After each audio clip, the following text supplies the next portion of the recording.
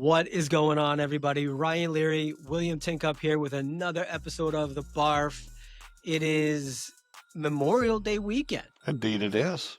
It is, and I have a funky sunburn on my face. So if you're watching, that's why my head is white and my face is red, because I put on crazy, what do you call this stuff?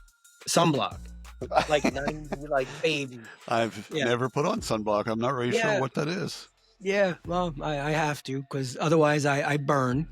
And then I show up to Cornerstone Connect this week with a burnt and Spark. peeling head. Spark. And I look like, or Spark, my bad, yeah. And I look like some diseased person because I have a red and peeling head. Yeah, that's definitely a your problem type of thing. I don't. It is. Really, my skin's got enough melatonin in it to where I don't burn. I just get I do. darker. Oh, I do. If tonight at the softball game, You I get some will more, have a little farmer's farmer tan. yeah, and then I'll have tan on my knees down and yeah. So is this a business case for wearing a wife beater? You don't want to do that. No, It's not a good look at the softball game. no, not a good look on me. Period. We ain't going there. No, Not a good look on me either. yeah. However, we are going to the Lehigh Iron Pigs minor league game on Sunday, so I could probably rock a tank top there and get away with it because up that way it's it's my kind of people. My kind of people. 100%. Yeah. Although, I don't necessarily have the guns to go with it, so I'm gonna look like that out of shape dad bod with a white head. It's all right. Just embrace it. Just take it on. Just you know what? Yeah. Embrace the stuff. Yeah. Well, all right. So we got a lot going on. We are wrapping up and headed to Cornerstone Spark event. Yep. And it's in lovely Las Vegas. The best part about that is it's at the Wynn. Yes, it is. So yes, it's in Las Vegas, and okay, so there's all that stuff. But the Wynn, it holds very special place in my heart because oh boy, no, it's beautiful, but it's also so expensive that it calls out the riffraff, and their sports book is one of the best sports books in Vegas. Yeah. It's pretty in there. It's nice. It's beautiful people everywhere. Like, you know what? It's one of those deals. You're not going to the frontier or the Sahara or some other shithole. Yeah. It's like it's a nice bit. It's a nice place to have an event. And this is Cornerstone's user conference. And we went to one in Orlando last year. This one's going to be much bigger. We're going to go to the analyst event, which that's always fun because you kind of get to hear what's going on, stories from different leaders. And then we're going to be doing some video, which is I think is going to be fun. Yeah, and so I'm podcasting out there, and I'm excited. Right at center, the Expo Floor Hall. So if you hear this on the way to Spark, and you're like, "What am I going to do when I'm on the Expo floor?" Come on. Holla. Come see us. Holla. Holla at your boy. Yeah, I did read something though that there's 150 million people traveling on Memorial Day. Oh, that's a lot. I might have made up that number, but that's not the point. The point is 150 million. I just said that's a lot. Like that's even happening. No, it's crazy. And so they're basically saying, "Hey, listen, look for delays. Look for people not having their real ID and all that other stuff, like legit."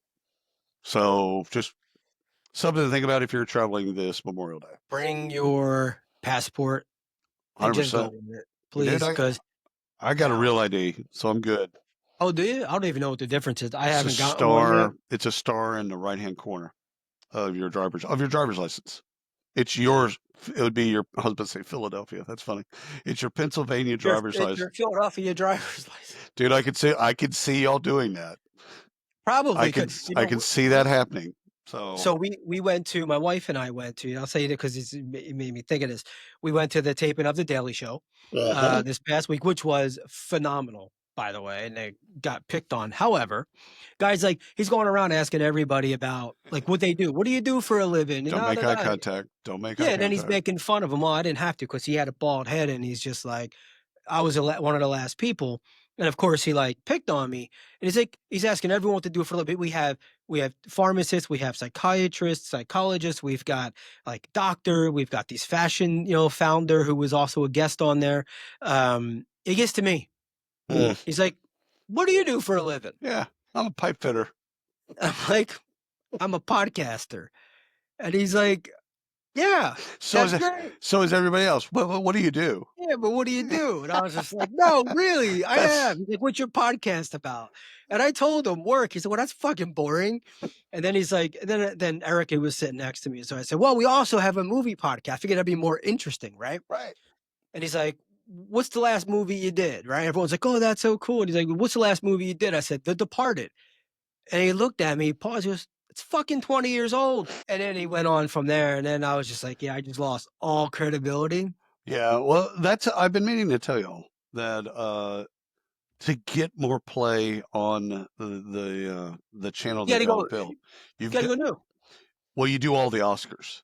So everyone that's been Right. nominated for an Oscar, you Yeah. review, you watch and review those Yeah. movies, which means you'd have to go to the movie. 'Cause Yeah. We've talked about that. I just don't like movies. I So the like irony of having a movie podcast. I, I know. And the funny part is getting traction. We did adolescents, which I don't know. I was like, whatever. Uh, It's not that great. weak, But they're all getting, whatever. It's fun. It's an excuse to drink and talk 100%. into a microphone. Anyhow, people are not here to listen to our This antics. will probably be all cut out.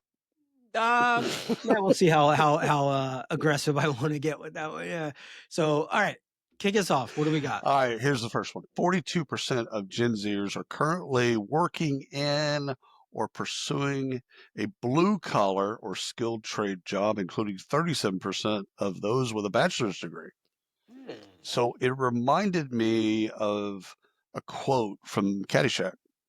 And Okay. the quote is the world needs ditch diggers too. And basically, what that means is, you know, even all jobs, even those that may seem less prestigious, are necessary to contribute to society.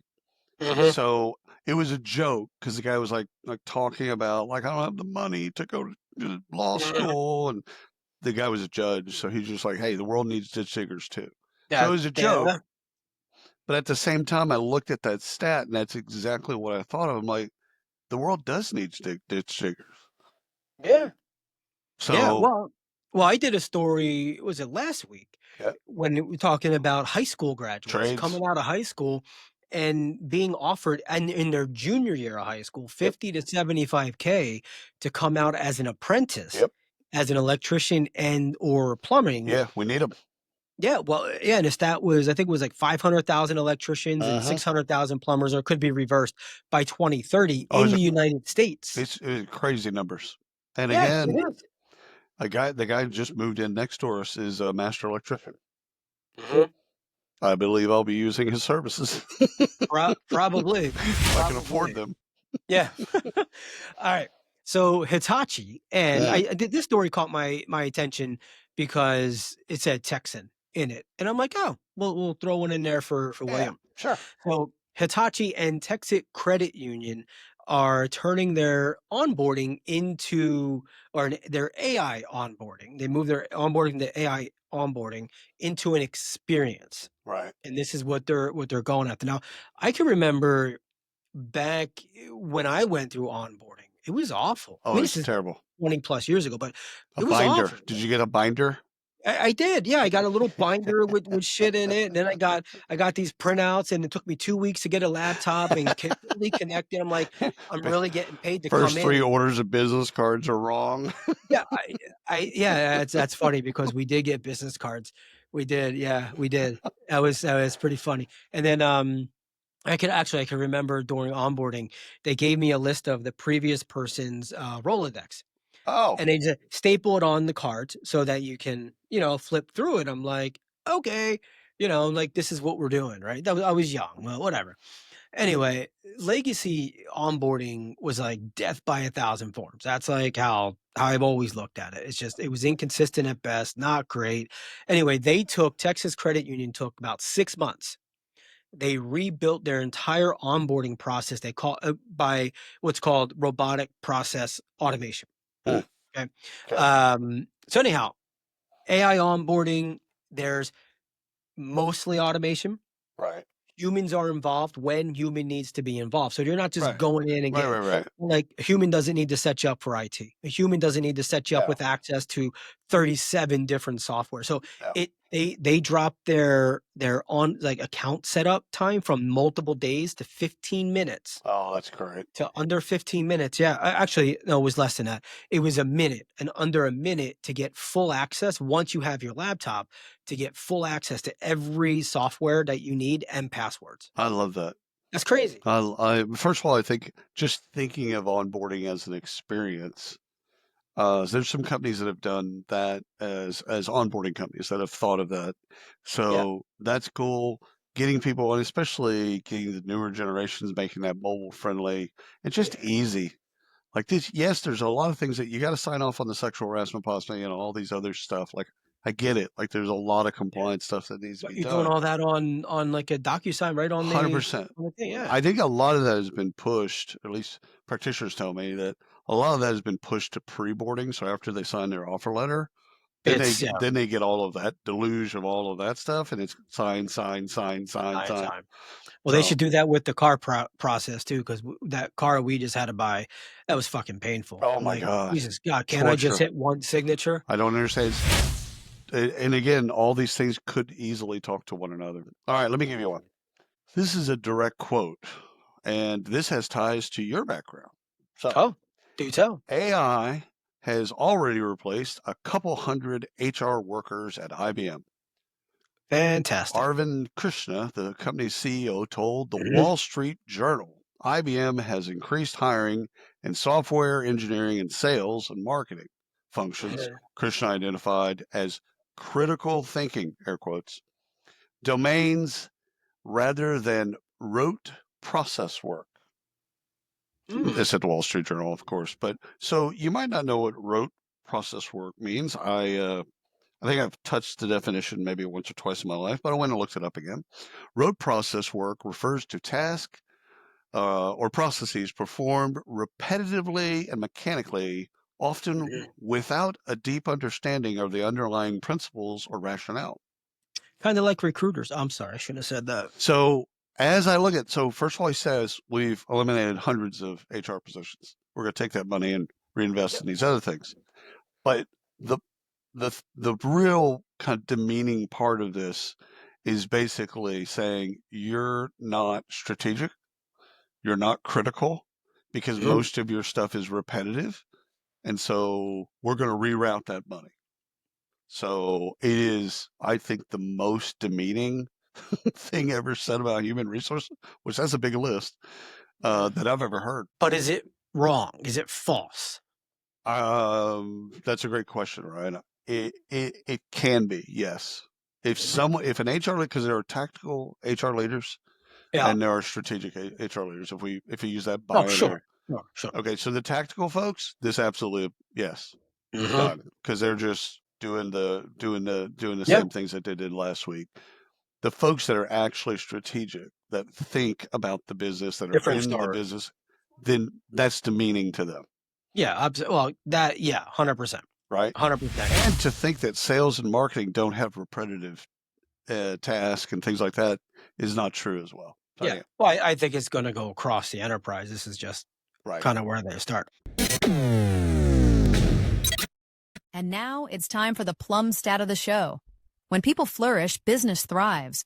Unlock the benefits of 360-degree talent insights at plum.io. All right, William, you know what that sound means? It is time for the Plum stat of the show. Right. You ready for it? I'm ready, Maria. All right.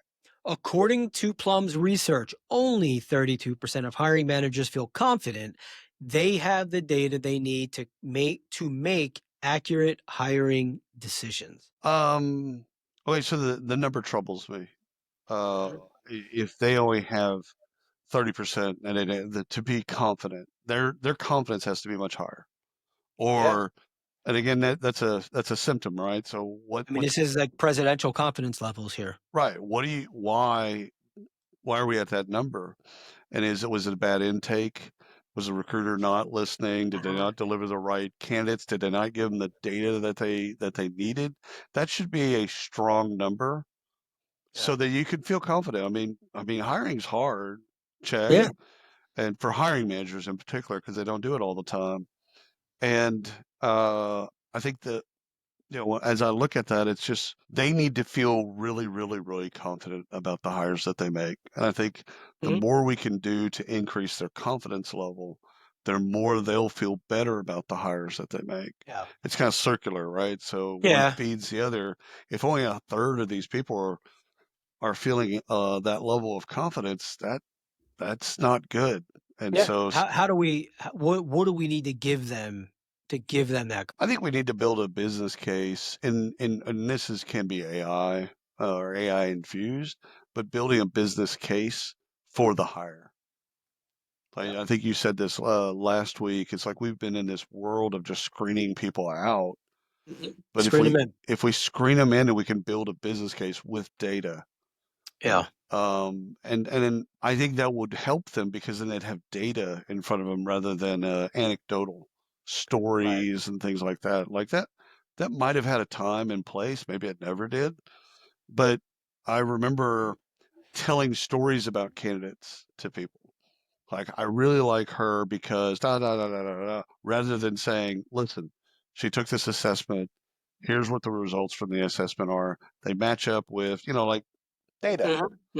Giving actual data to somebody so that they can go look at the data, maybe challenging the data a little bit, but at least they have data. Yeah, I think this is interesting because I think historically people never trusted assessments. Yeah. They just the trust wasn't there. It was kind of a BS thing. It was like a hocus pocus type thing, and voodoo. I mean, I've taken assessments for I remember taking it. I've only taken 2, but I've taken it, and I didn't really care, to be honest with you. I got like 20 questions in, and I'm like, all right, and now I'm just looking for the same question that's worded slightly different, so I'm not lying. Right. And this is I would assume that a lot of candidates are doing this. And so I never put much weight into assessments. But take scenarios. You put somebody into a scenario and there's a success rate in that scenario. So you put them into something like that, different from assessment. So that's skills testing and stuff like that. Yeah. That's pretty either you could do it or you didn't. Okay, right. Yes or no. Yeah. A little bit binary. I like those things a little bit more than behavioral assessments or personality assessments. I think there's a place for all of those to understand kind of where on the spectrum are they. We used 100 years ago, we used an assessment called True Colors. So 20 questions thing. And you were either a red, green, yellow, or red. And we then tested it with our folks and found out it's actually pretty accurate. Like reds were, outgoing people. They're outdoorsy. They're athletes. They're salespeople. They're this, that, and the other. And then we went back and then looked at our team, and we looked at other teams at other companies, and it's like tracks. Yeah. Green was like analytical, whatever. It was a simple test. It was more kind of like a BuzzFeed. What type of pizza are you? But we checked it against our own people and the people, our clients. And it kind of played out. I think they do too. Honestly, I do think they do. I just never in the hiring I don't know. It just wasn't a thing. And for me as a recruiter, it was mainly I can't get recruiters this, but now I think it's a necessity. I think you need that information. Well, that confidence level of 32%, as a recruiter putting the slate of candidates, you've got to give them more data. Yeah. And then, so whose fault is that? Is that the recruiter or is that the company who doesn't have the technology behind it, the process behind it? If they don't, the recruiter can't do something if they don't have the tools. And there you go. The plum stat of the show. So we all know Klarna. Yep. We talked about these guys a number of times, Yep. twice in the past, where their AI replaced about 800 jobs throughout the process in their customer service and stuff like that. We talked about this a couple times. Anyway, now part 2, they're hiring gig workers to replace the gaps, to fill the gaps. So hear this out, because I don't hate this. So Klarna replaced, there's like 700-800 jobs. But here's really what happened. So AI took the easy stuff, right? Customer service, right? They took the easy stuff out. Done. Okay, good. They're now bringing in gig workers. So students, people in rural areas, so on and so forth, what they're calling flex gigs. So it's not a full reversal of the AI policy, but they noticed gaps. So the AI is really good at this part of it, right? This 75%. This 25%, the complex stuff, we still need a human involved. We need a human involved. We need the experience of the human to make sure that the customer is satisfied and happy and believes, right? They trust Klarna. So the hybrid model, bots for scale, human for complexity. But check this out, starting at $41 an hour. I can dig that. That's pretty cool. Even if it's a 3-hour gig. Great. And I believe they're all remote. That's fantastic. So invest every week in TechCrunch or in any of those types of outlets. They talk about the Klarna, in particular. They talk about the revenue to employee ratio is the best that they've seen in a long time at Klarna. Yeah. They get a lot of kudos for. They get a lot of that's one that basically everyone points to and go, we want that ratio of revenue to employee. We've used that revenue per employee deal a lot in the past in different ways. But all the investment, the entire investment community are in love with it. We're like, we want that. Yeah. Oh, and they make money. So there you go. Turns out. All right. Let's check this one out. All right. Ryan, I think you'll like this. Let's see. More than 2,000 baristas at Starbucks have gone on strike in the United States in protest against the company's new uniform policy. The new dress code rolled out by Starbucks on May 12th, requiring staff to wear black-colored tops and either khaki or black or blue denim bottoms. It aims to highlight the company's iconic green apron. So every employee this is why when Starbucks did the whole fucking union thing, this is every one of those employees should be fired. The goddamn uniform. And you know what? The green is their color. That's their people know there could be 20 baristas lined up from 20 different companies. I can tell you the Starbucks barista. 100%. I can tell you the Chick-fil-A employee. 100%. Their reason. Now I don't go to Starbucks and I actually sweat and get nervous when I have to order. It's like going to the casino for me. Oh yeah. I can't order a mocha latte, extra cold foam, this and that. Non-fat. If you don't want to wear the uniform, don't work there. I couldn't agree more. My bit on it was I think it's smart. And green on pink is different than green on black. And the green on black for me looks dope.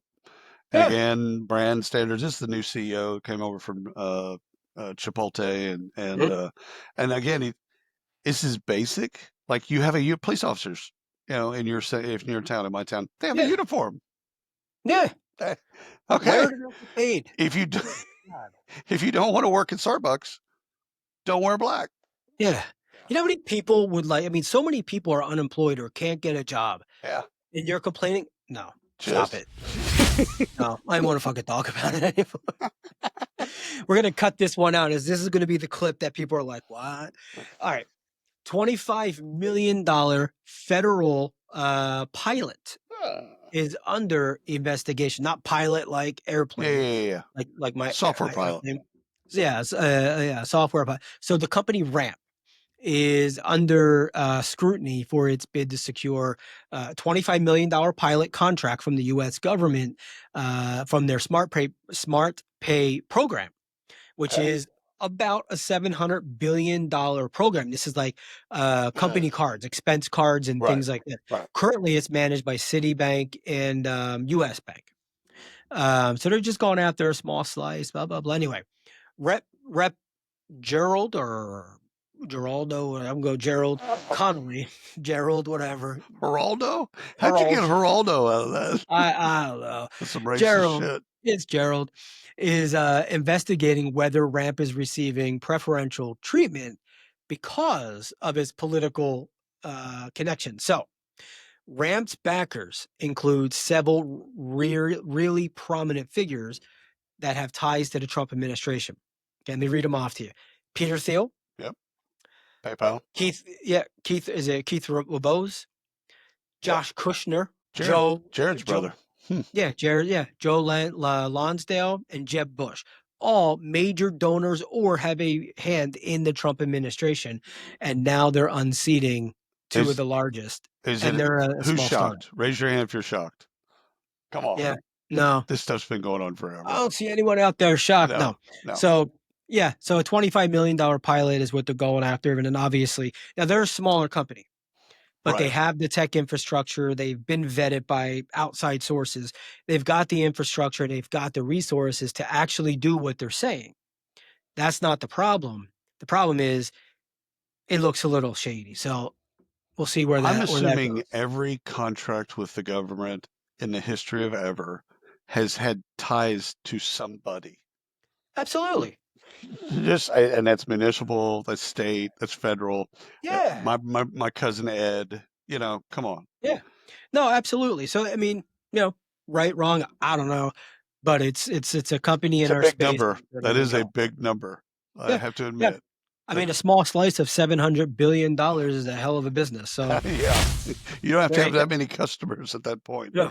All right. HR leaders get half of the amount of focused work time that they say they need each week, and meetings could be to blame.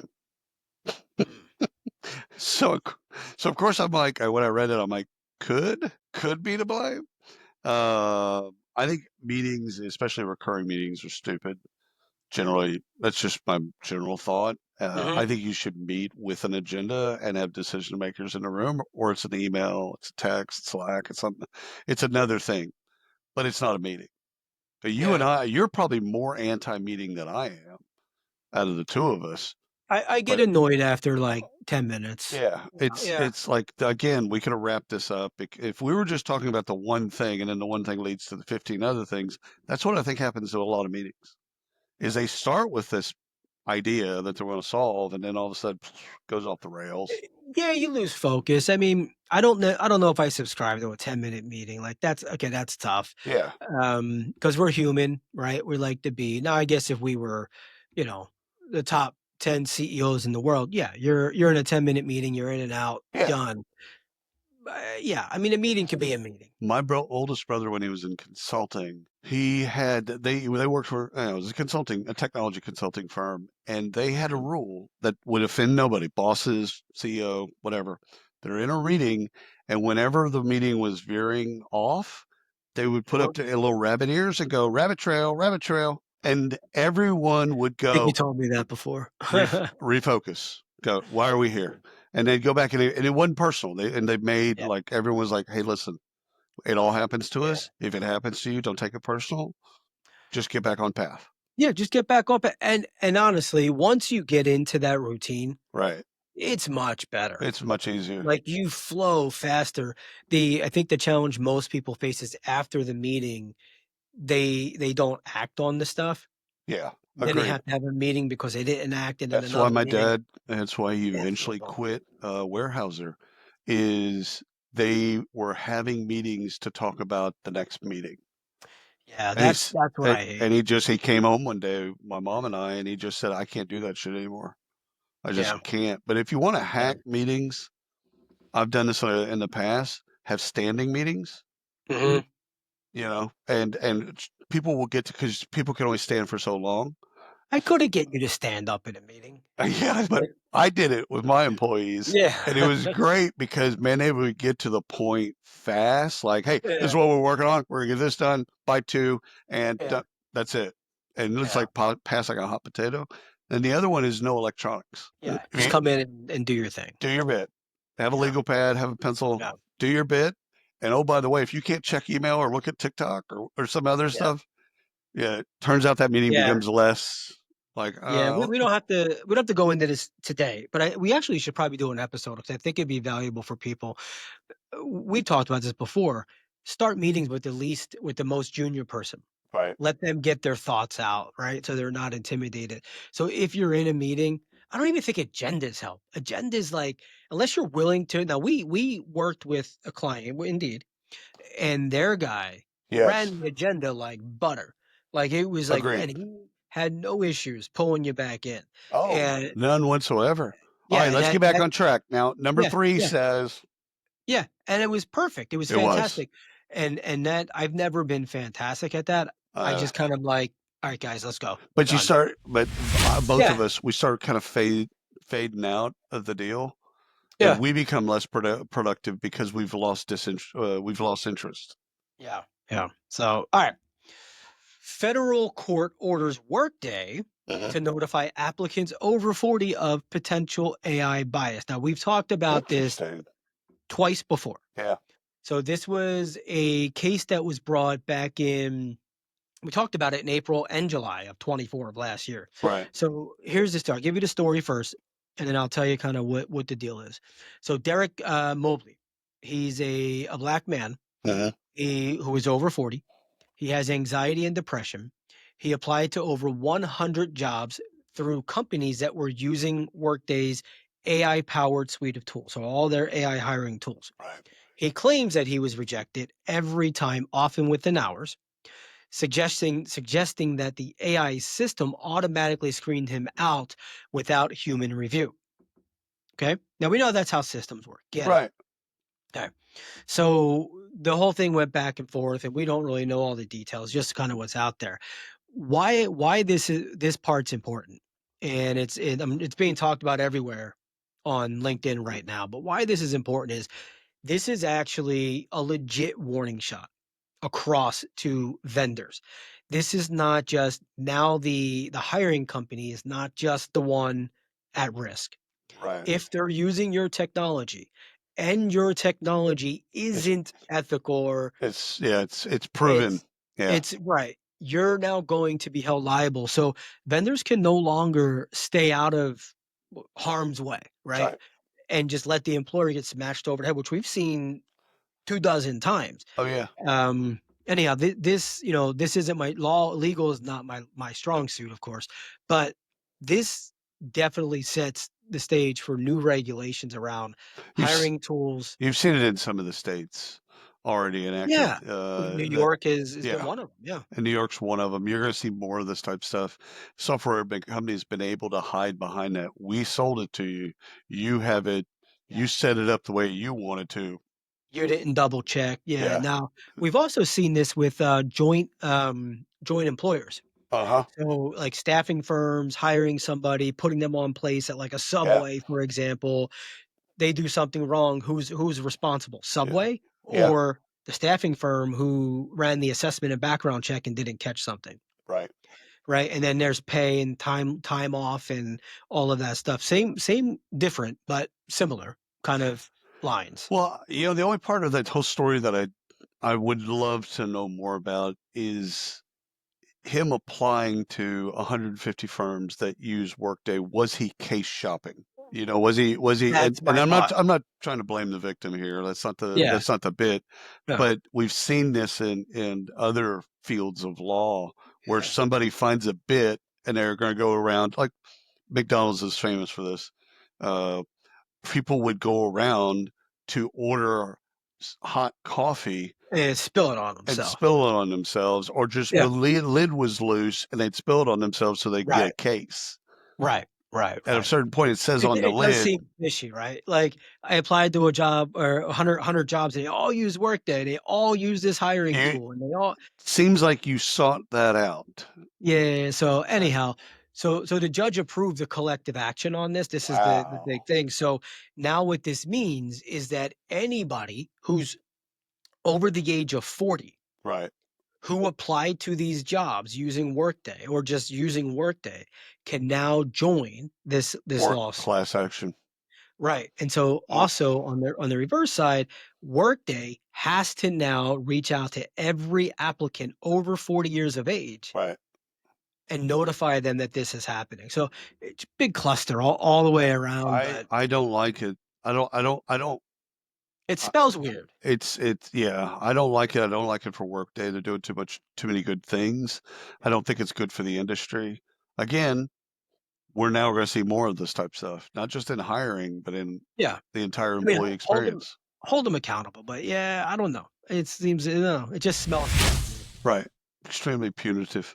All right, here you go. About 1.2 million immigrants joined the U.S. workforce last year, bringing the total number of foreign-born workers to 32.3 million. The workers now represent 19.2% of the U.S. labor force, a record, by the way. This is Bloomberg, so you can look it up. As I read that, I'm like, well, let's deport all the undocumented. That makes sense. I'm sure all the American-born poor people, poor folks, will pick up the slack. Said no one ever. So your political leanings aside, 20% of the American labor force is not born in America. That is a fact. Yeah, and that's And that number is probably low. Yeah. Of the real numbers, right? Yeah, that's a significant number. That's not nothing that wins that. That's right. So as you think of deportations and you think of some of these other things that are happening, I get it. Whatever your political leanings, put them aside for a moment. Yeah. Where are those 20%? Where is that going to come from? So here, I mean, people way smarter than me got to figure this part out. But I've often thought, if we're doing all of this, right? If we're doing all this deportation and we keep saying they're jobs that Americans don't want to fill, how about all of the homeless people that need jobs, right? Why wouldn't the government say, okay, you know what? We're going to reinvest this money. Homeless don't want jobs. Well, not everybody, right? I mean, like, it's not like I've worked the homeless in Cleveland for 2 years. But why wouldn't the government put something in place to say, let's have a program to get these people working, give them these jobs. They get these jobs, we train them, we give them housing, like put them forward and begin that I mean, this could actually turn out to be something good. I mean, it's in my brain. I can't do it. But at least 2/3 of homeless, mentally ill, addiction, vets, etc. They don't want a job. It would be a massive undertaking, but just an idea if y'all are listening. No, somebody's going to take that and run with it. All right. More than 200 CEOs signed a letter urging state leaders to mandate artificial intelligence and computer science classes as a high school graduation requirement. Love it. Axios, if you want to look that up. Now, of course, I didn't think they went far enough with that. I think they should go farther and not only do that bit and teach about AI, but have teachers use AI in every one of their classes. Okay. Yeah. So I guess the thing is education is so far behind because AI is changing everything so fast. So even corporates are behind. Like we get that. But education it's 100-fold behind because they're still teaching biology the way they taught it 20 years ago. I don't need to know biology. I need to know how to prompt for biology. Right. I don't disagree with this. So getting them to teach a class on AI, okay, for what's going to be the curriculum? So there's that. Yeah. What are you going to actually teach people? And then, oh, by the way, if the teacher isn't fluent, or let's say fluent, doesn't have some literacy in AI, what are they teaching? Like, because Van and I talk about this all the time because I'll tell him how to hack his homework or test or whatever. And like his English test that he did just 2 days ago, his test was basically teacher gave him an essay. It was a 2-page essay, and the kids had to edit the essay. done. And then the second part of that is they had to then write an essay based on the same topic. Okay. So I told him, I'm like, all right, take a picture of the 2 pages. That's a 15-minute homework assignment. I said, take a picture of both pages. Great. Then prompt, what edits would a 15-year-old make to this essay? It's in, how ChatGPT puts it out, and then he prompts it to then say, what, as a 15-year-old, what would be written about this essay? And he did that. They went into class, took the test. He's like, yeah. Like, I'm not teaching them to memorize that bullshit. No, and it's just how they should learn. It's right. So we, ways back, we got smart boards in the classrooms, right? We got the smart boards and this and that. Did you ever have the ones that were printable? Yeah, we did. Yeah. Yeah. Oh, those were dope. Oh, no. I did not. No, I did not personally. I had one in my office that you could hit print and send it to the printer. Oh yeah. And then also it'd also make a file out of it. It'd make a doc file. Yeah, no, we weren't that smart. We had to get over it. Well, it was expensive. But we had the smart boards, right, in school. Yeah. Why, and I thought about this recently because we're doing the whole college tour thing. They allow the students to apply for programs, to go to local community colleges or universities, take these courses. Why not have it so that a professor comes in and runs a course for, okay, maybe not every grade level today, right? I get it. There's a manpower issue. There's a learning issue. Fair. Understood. It has to be like a 12-month implementation to get this thing moving. Right. And start it, because you can't wait 5-10 years. Yeah. Like this is too much. But why not have the professors come in and actually run a curriculum for an entire semester? It would probably be the most popular class in the high school. It would have the most value and impact in the high school. It's insane. Insane. I told you earlier in the week, Henry's not going back to Texas A&M. So here's a kid that had a full ride to Texas A&M and did his first year, loved it, but when he came home, he was just like, I did more stuff with AI in high school than I'm doing in college. Mm-hmm. He goes, the future is AI. And like 3 years and 4 years when I graduate, I'm going to be behind, not ahead.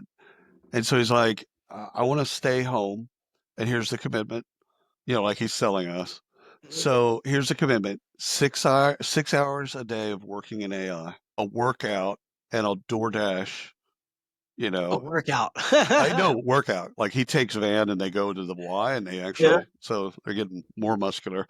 It's almost to a point where I shouldn't threaten them physically. But anyhow, and then he DoorDashes and then he games. But that's his day, 7 days a week. So he's just working, not in just ChatGPT, he's working to learn all the different tools in AI so that he gets his literacy up and then builds his skills up where he's already can hit the ground running with whatever he wants to do. Yeah. It's like, you know what? I mean, you weren't paying for college, however. So, I mean, if he's already at that, he's 19, if he's looking at it and going, this is a fucking waste of time. He can go back to school later. All right. If he ever does. If he ever does. He He can take 5 years and do this. That's exactly what I told him. I said 5-6 years and do this. And I said, totally dude, I didn't go to high school. I mean, I didn't go to college for 5 years. I took off and worked, but I also was academically suspended from 4 community colleges. So, let's not use your father as a great example. However, but at the same time, I'm like, if you don't think you're getting the value, then you're not getting the value. That takes a lot of bravery to do that. He said, Michael, he's like, I need to talk to you about something kind of important. That's completely being self-aware and self-leadership. And that's insane. It's insane because he worked really hard. He worked really hard to get into military academies and all that stuff. Yeah. Texas A&M, all the, an Army scholarship, full ride scholarship, very hard to do all of that shit. And then to do for over a year and go, yeah, this is stupid. All these people, when they graduate, are already going to be 3-4 years behind, if not more. Yeah. I'll tell you what. give them an internship with us. 100%. Let them build some shit. 100%. Turn them on. Next story. I thought of you on the DoorDash because he's at almost 50 dashes. That's fantastic. Yeah. So he's getting his numbers dude, up.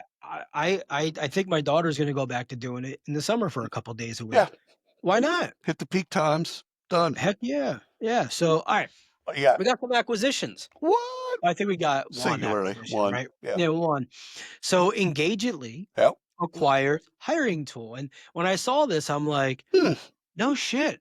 Really? I thought Hire Tool in my mind. I don't know why, but Hiring Tool, which is a really beloved ATS among startups. Anyhow, we normally don't talk about stuff like this when terms aren't disclosed. We just kind of assume it's a mercy kill. Yeah, M&A is hard. It is. It is hard to get the terms because they don't really want the market to know. Sure. Yeah. But so funding, I don't. If they don't disclose money, then they don't get funded. So I don't think this was what we generally would say is a mercy kill because they didn't disclose terms. I don't think this is a blockbuster deal either. But this is kind of a bolt-on with some really good upside, I think, right? This is Hiring Tool gives them what really is a lightweight SMB style ATS. Right. It's got Gen AI kind of flavored throughout it. And it plays well with everyone in the market. So I think it's a cool little kind of, I think it's like buying a cool little plugin. So Shri reached out to me a couple of months ago and said, we're on an acquisition spree. They need to be $1 million ARR or less. So no more because they didn't have the pot of money because they want to make a couple of these types of things. So what it shows the market is Engagedly is feedback, 360-degree feedback, performance management, etc. solidly. Success factors, if you will, early success factors. And now they're getting into the talent management space and probably the talent management space for the mid-market to SMB.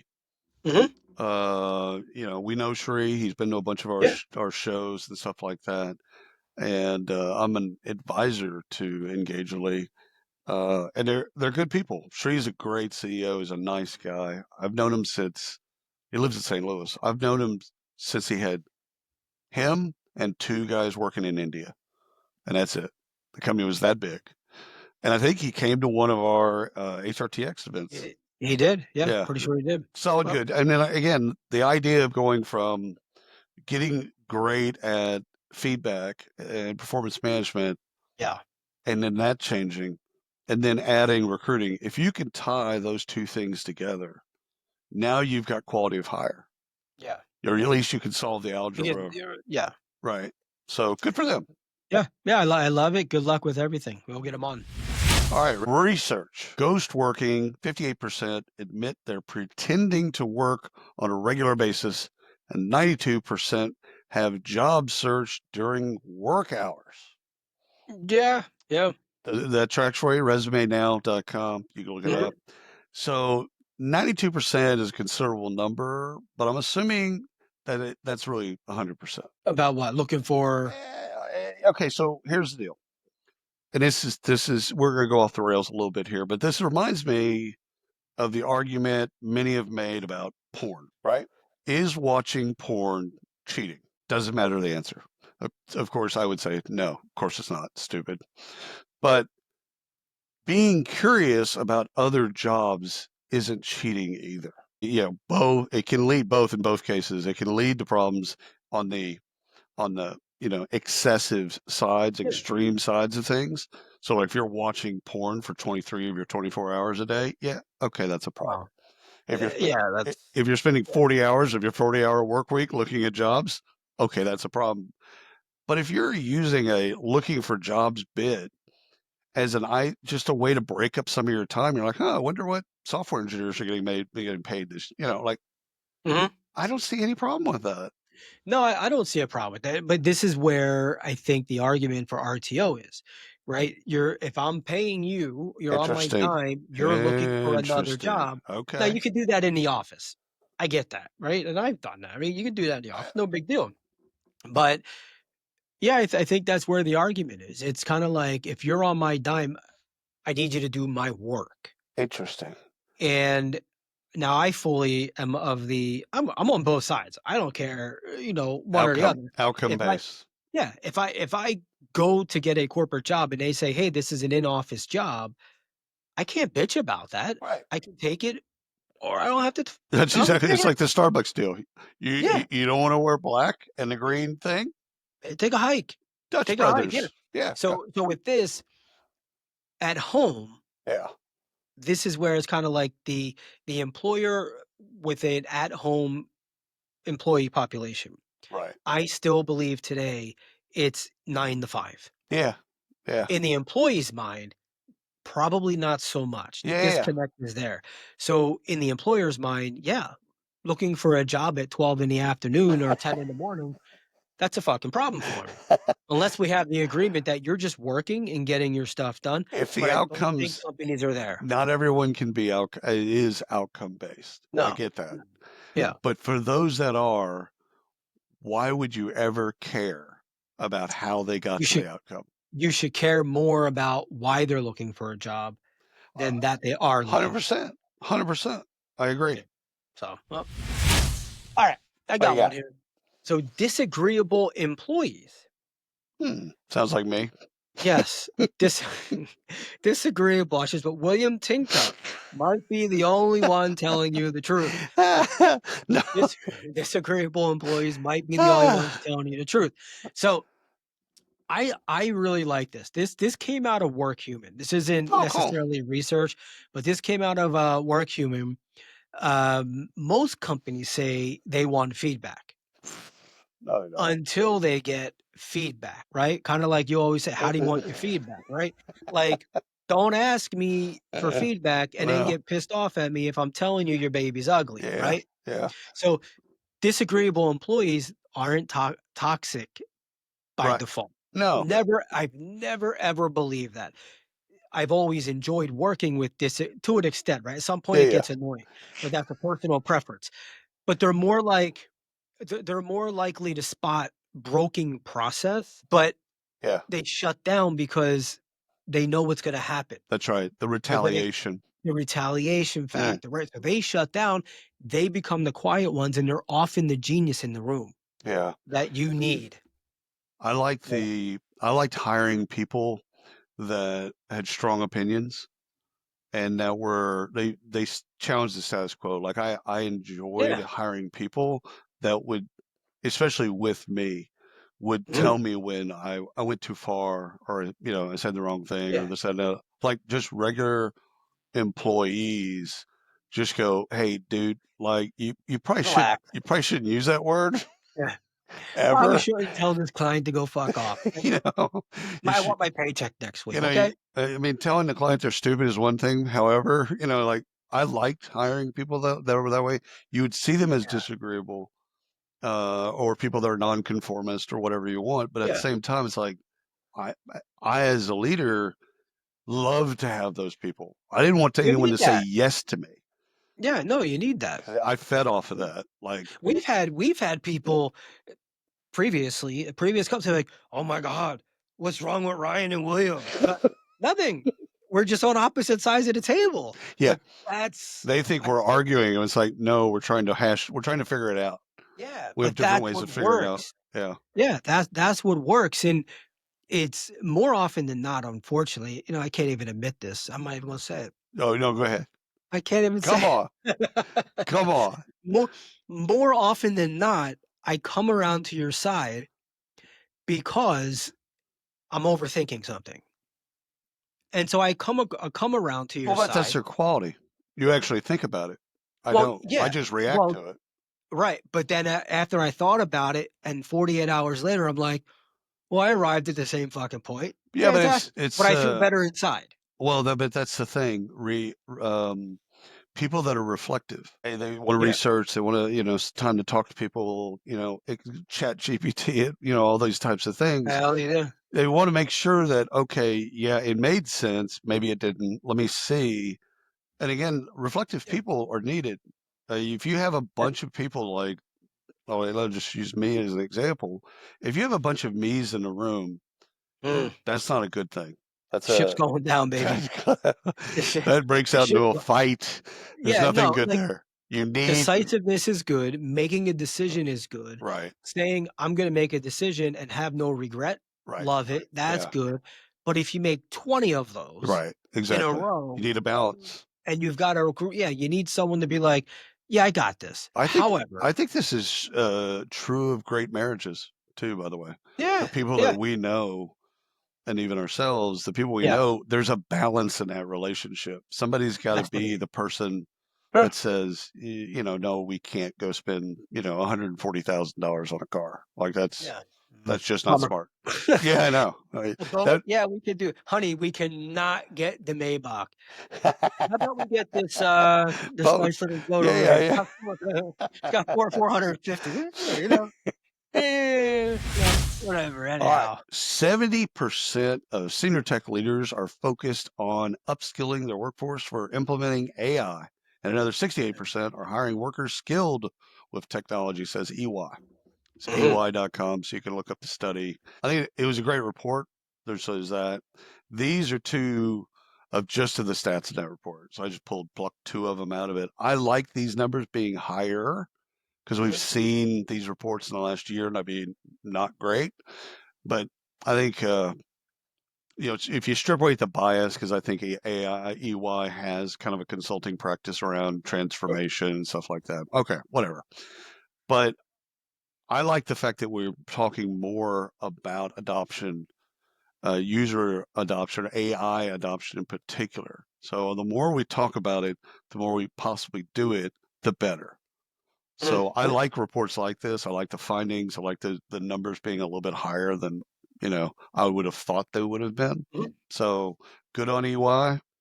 Hopefully people are out there doing their bit. And again, none of it's easy. Totally get it. You're going to fail a bunch, but just try. Totally cool. Yeah. Just adopt it. Okay. This is one, it's not research. This is a posting though.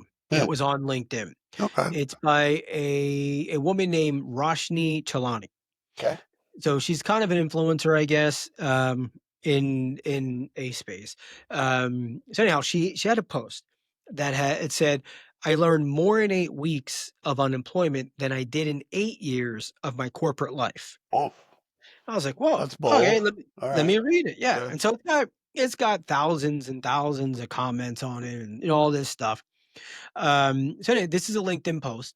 This story is from, I think it was 2023, but she posted it this past Wednesday. So it happened to her in 23. Got it. She posted it this past Wednesday. So here's what she said. My manager called me into the office and said, Roshni, due to workforce reduction, we're letting go of some team members. I'm sorry, but you're one of them. Yeah.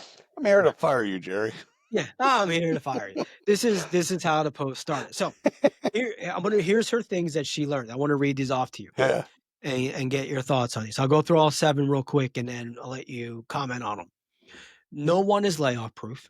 The second thing, be part of office politics. And in parentheses, she said, I mean it. Play the game.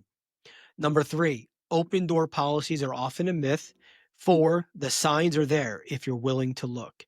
5, watch for internal red flags. When they start asking for repeated documents, tracking deliverables more closely, or managing your time, understand they may be planning to let you go.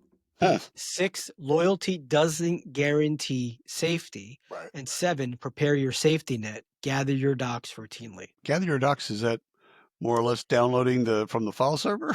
That's what I thought. No, the extension of that context, sorry. Okay. Her extension of that was steal shit from your employer. Get all the pens and pencils you can. Get your reference letters, like get recommendations from contact. Have your ducks in a row. Yeah. Yeah, get contact information from people that you're cool with, things like that. Get your ducks in a row. She's right. I can't. There's of all of them listed, I can't argue, but for one, it's the number one. No one is layoff proof. The owner that has a majority of shares is layoff proof. True. Yeah, but that's like corporate, and she's talking about corporate America. Yeah. But like CEOs, this is what most people don't understand. The executive team is their agents for the shareholders.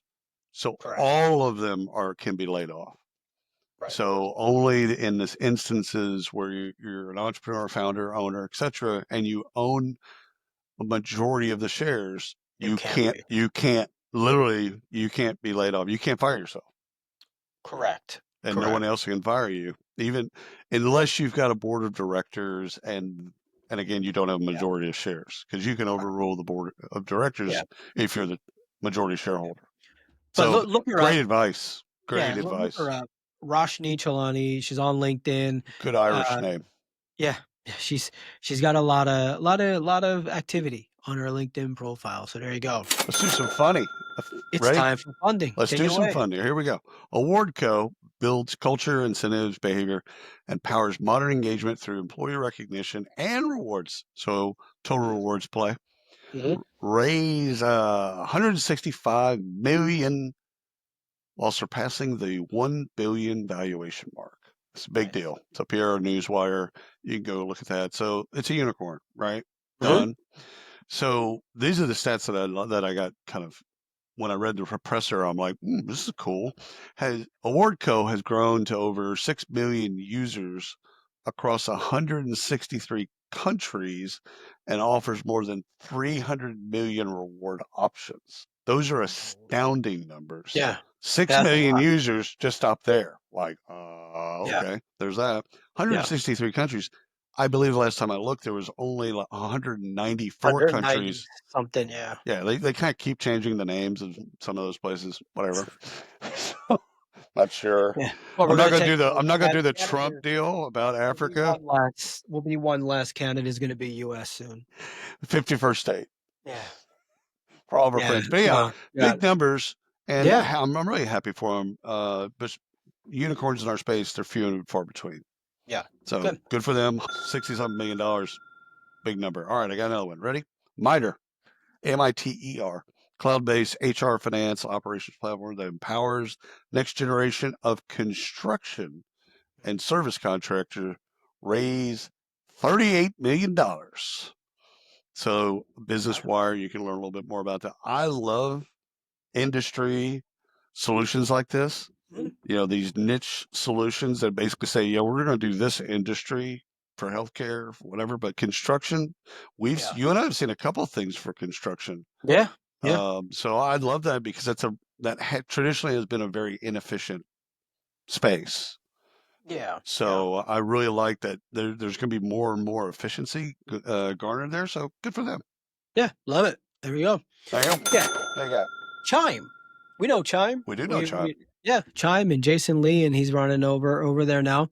So they file for IPO at a $25 billion valuation, and they name your own Dallas Mavericks arena. So found this on TechCrunch. That's cool. So it'll be the Chime. It was the American Airlines Center. Yeah, so I don't know. It's going to be the Chime Center. Chime Bell Center. I don't know. Chime something. Dude, that's cool. So I found this because I was looking for fraud stories. I figured I'd bring up fraud stories after we got to talking last week. Yeah. So anyway, what I found, however, is Chime has been on it behind the scenes. They found they cut their support cost by over 60% per user over the last 3 years, and fraud is down 29%. That's fantastic. Yeah, so they cut overall losses. Check this number up: 203 million down to 25 million in just 1 year. That is absolutely fantastic. So they're on it, like you said. They are on it, yeah. And I thought this was cheap, and maybe just because it's Dallas and Dallas sucks. They do. $33 million on your Dallas Mavericks to slap their name on the arena and the jersey over the next 3 years. So I think it's 30. I'm not sure if it's 33 million a year or over. Right. That just seems it's tiny. Again, once they traded Luka, the fans, even season ticket holders, stopped going to the games. But they just got the number 1 pick, Cooper Flagg. And so he's incredible. Fans been watching him since he was in high school, so he's amazing. Well, we'll see. Maybe. I mean, the whole idea of the branding piece, people are probably like, "Why?" That's terrible. It's a brand grab. Yeah, So this is smart. a brand grab, and it makes sense to me because they're trying to lock in cultural relevance now, Right. with Gen Z, because those are the most, the people that are most attending basketball games right now, Right. and the fans before going public, right? So I don't hate that. gain the popularity, become that brand, go public. They've got a wonderful consumer brand. Yeah. And Jason, like you said, is building out the B2B brand. So the enterprise brand. And first of all, I love them going public. I wish I had an inroad to get early shares. Because the valuation, they're going to kill it. They're going to do well. I wish I would have bought fucking Bitcoin in 2019 at $111,000. It's $111,000 now. Jesus Christ. Yeah, we wouldn't be talking. We'd be on a boat somewhere in the Caribbean. Yeah. So good for John, good for Jason. I mean, good for everybody. Yeah. Even the Mavs, poor Mavs. Yeah. They were in the final. Here's just to put a little dot on that I. They were in the finals last year. Yeah. The finals. Yeah. Finals. Well, there you go. No. Not anymore. No. A year later. Sounds like something Dallas would do. All righty. Coworker.ai launches first AI teammate with deep organizational context, raises 13 million seed round. It's a big seed. OpenPR.com. You can take a look at that. AI teammate is designed to handle complex cross-functional work with the consistency and judgment of a skilled colleague. So they've built what you've been talking about for almost a year. So this person just rolls right next to you, and they're doing complex stuff just as if it was another colleague. And so just coworker.ai, go take a look at them. Good raise as a seed round. Yeah, like that. That's a big round. So good for him. There we go. Okay, Simple Closure. Never heard. Yeah, I didn't know that name. Simple Closure. They raised $15 million to automate startup shutdowns. I saw this. Yeah. So this is actually a really strong play. Carta This is the turn off the lights deal. Yeah, turn off the lights. Your startup's out. Wow. Let's get rid of all this stuff because there's a lot of shit that has to happen legally. The roll down is roll down is big. So Card is backing them, and to do so, check this out. To do so, they shut down their own shutdown product. So Simple Closure essentially is going to wind up being a Card product. So go get on the advisory board to buy your stock now. So they like to play. I like to play. You like to play. I love it. It's a really messy space. And that's tough. It's crazy expensive. They've already helped over 1,500 founders close up shop, and they returned over $70 million to investors. Yeah. During that process. So that's just a good idea. Yeah. That's first of all, that's a win for everybody. I love that Carta's involved because I love Carta. I have 2 different accounts on Carta actually. So I love Carta, and I love the idea of that is just you get to the end of a startup and it's sucked all the emotions and all the morale and all it is. Yeah. It's filled with emotion, and if you can have something in that just says we need a checklist. Do this. They do it. They process it. I don't know what their fees are. They probably take percentages of whatever. Blah blah blah. Yeah, that's Genius. Ryan Sweep, great name for a company, raises $22.5 million to help businesses stay ahead with an agentic workspace for go-to-market systems. So check this out, PR Newswire. They connect Salesforce, HubSpot, and any of the other kind of go-to-market sales and marketing engines that you have. And they embed intelligence directly into those systems. And so Sweep enables companies to maximize the platform investment. So you get more out of Salesforce, out of HubSpot, and whatever other tools that you're using. You get more out of them without adding headcount or relying on consultants. So this is a thing that lays on top. It's pulling all the data out of those things and then serving it back up. And so it's called Sweep. Sweep. I do like that name. I do. Sweep. I do like that name. StackPack raises $6.3 million to help companies untangle the vendor chaos. So spend, renewals, contracts, and risk. Yeah. That's what StackPack manages. So that's cool. Companies are drowning in the tools that they use. Big contracts, big contract. And sometimes shit gets lost. Yeah. Payments are made that should not have been made. All of this stuff. So I think random subscriptions. I mean, I probably got a ton of random subscriptions that I don't even know about. Right. So anyhow, StackPack brings all of this to the top and they manage it. So they give finance, HR, and IT teams kind of one place to play and to see all of their subscriptions, all of their vendors, all of the tools that they're using in one place. So they just raised $6.3 million. They work with 50 plus companies right now, and they're currently managing $510 million in spend. Half a billion dollars, Pat. Across those 50 companies. So scale that. Procurement's going to love that too. Yeah. Gotta love that But think about that. If you scale the companies they work with, let's say they work with 200 companies, you're talking $5 to $10 billion of spend easily. I love that idea. That's two really good ones in a row for you. Look at that. Kudos to me. All right, Attensi, a provider of game-based solutions and skills for people development, has secured $25 million. This was on newsfilecorp.com, so you go there and look at it. Now, the big news here, because they're basically gamifying skills development. Okay. Check. And they're great at it. Check.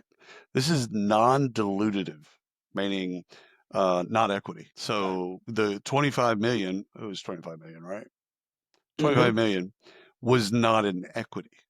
So I went and looked at this and made sure I got the definition correct. Non-dilutive growth refers to capital a company receives without giving up any equity or ownership. This type of funding allows businesses to retain full control and ownership, unlike traditional equity investments, which investors receive shares in exchange for capital. So they got $25 million in a line of credit, in debt, whatever the bid is, but raising $25 million in that way is not easy.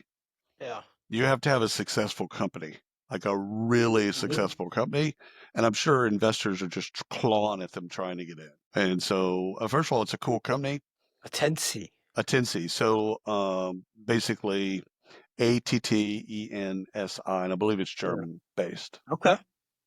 Nice. There you go. I've got one here. Company is called Throne. Watch the Throne, Jay-Z. Throne raises $4 million to turn your toilets into a gut health lab. I don't know, man. Who better to check that than a toilet? I love it. Have you ever sat on a Japanese toilet? No, I haven't. No. Oh my God, it's life-changing. Seriously. Yeah. No, seriously, Ryan, there's no joking in this bit. A Japanese toilet, they're upper scale. They absolutely have them at one of the hotels in Vegas. Can't remember which one, but it has a bidet. Mm-hmm. It has washing at whatever temperature you want. Has heating at whatever temperature you want. Front, back, side to side. So, dude, it is like the first time I sat on one. Way too much. I was in there for like an hour, just trying to what are you doing? Like looking at doing the different buttons. Like you can make it cold. When you advise that, you can make it hot. Like all that stuff. So for me, this makes sense. Yeah. It's there. Yeah. So this is what it's a kind of a little toilet lab. It's pretty cool. So anyway, Throne started as a joke at a poker game. Now it's got $4 million. It's a $4 million backed startup building an AI powered toilet add-on that analyzes your business. Genius. To detect gut health. So I don't hate this. I don't hate it at all. When it's on the market, I will buy one 100%. Now, this isn't a full toilet. This is like a clip-on. right? Like it's like an add-on to your toilet, but it's a camera. It scans whatever you do in there, Okay. and it tells you, hey, here's what it is. You're high on iron, low on iron. Oh, You've got this, interesting. you got that. And it helps your gut health and signs of chronic conditions, dehydration or hydration levels. I love it.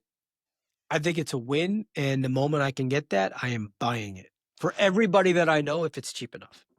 Who is the person? There was an artist, I think from Motown, that Motown era, that got in trouble for putting cameras in toilets.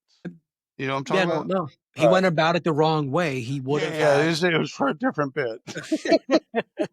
point the camera down and you would have had some money.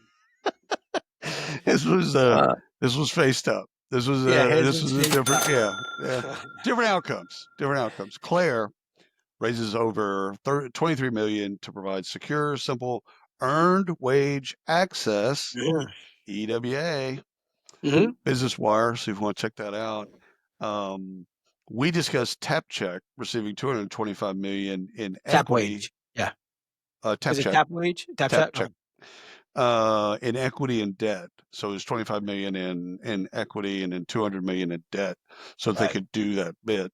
But earned wage access, man, it is hot. Yeah. So there you go. There's that. All right, last one. Flip. Great name.